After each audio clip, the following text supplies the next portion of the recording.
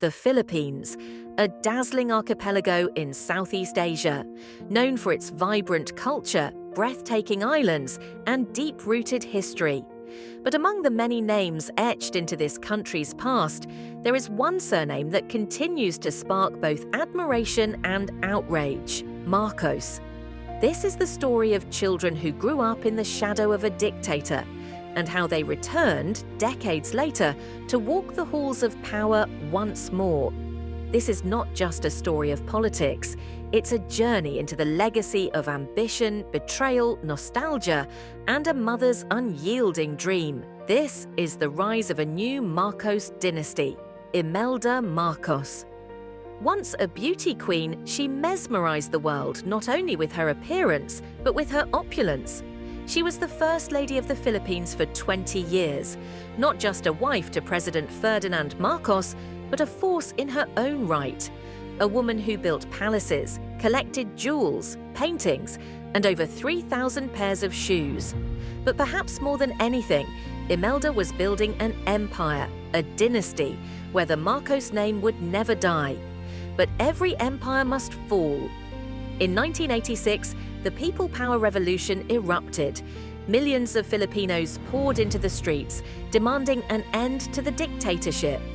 The Marcos family fled in disgrace, boarding a US military plane and leaving behind a nation in ruins.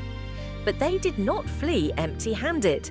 They took with them priceless art, jewelry, cash, and most dangerously, the dream that they would one day return. Ferdinand Marcos died in exile, but Imelda never gave up. She waited, and she raised her children not just to survive, but to reclaim their throne. Enter Bongbong Marcos, Ferdinand and Imelda's only son. Educated abroad, trained in silence, groomed for power. For years he stayed in the political background, but in 2022 he emerged from the shadows. And he did what many thought impossible. He became president of the Philippines. With over 58% of the vote, he won by a landslide. And just like that, the Marcoses returned to Malacañang Palace, not as fugitives, but as rulers once again. But Bongbong wasn't alone. His sister, Amy Marcos, serves as a senator, bold, shrewd, and unapologetically powerful. His cousin, Martin Romualdez, is now Speaker of the House. Together, they form a formidable political trio. This isn't just a political comeback, this is a dynasty in full swing. And the nation is divided. To some Filipinos, especially the youth who weren't alive during the Marcos dictatorship, Bongbong represents a fresh start. His social media campaign painted him as calm, modern, and solutions-driven. Many believe he is not his father, that he deserves a chance, that it's time to move on. But for others, the victims of martial law, the families of the disappeared, the journalists silenced, the billions stolen, the pain is still raw. The fear has never truly left. The question lingers: was the Marcos legacy forgiven or simply forgotten? Bongbong Marcos is working hard to reshape that legacy.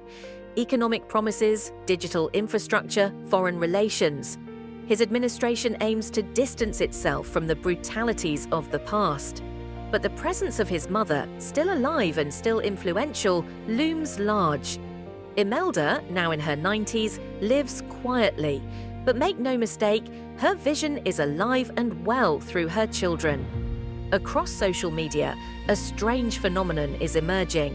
Marcos-themed nostalgia content, glamorous photos of Imelda, footage of Ferdinand's speeches, romanticized clips of golden eras.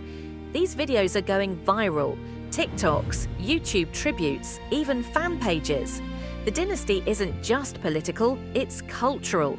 And that's exactly what makes it so powerful. Because when history becomes content, memory becomes malleable. So we ask again, are Imelda Marcos' children building a new Marcos dynasty, or are they simply finishing what their mother started? Only time will tell. But one thing is certain, the Marcoses never really left. And now they are back, more powerful, more polished, and perhaps more prepared than ever.